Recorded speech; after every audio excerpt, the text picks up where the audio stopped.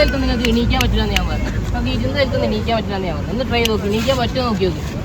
നിങ്ങൾ എത്രത്തോളം ശ്രമിക്കുന്നു അത്രത്തോളം ഇയാൾ ഫുൾ കോംപ്ലിക്കേറ്റഡ് ആയിക്കൊണ്ടേയിരിക്കും.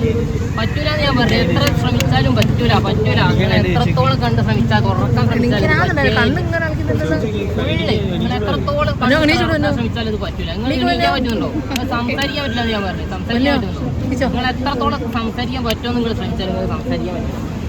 ഒന്നും ചെയ്യാൻ പറ്റില്ല. ഓക്കെ, 1 2 എന്താ തോന്നുന്നത്? ഫീലിംഗ് എന്തുണ്ടോ?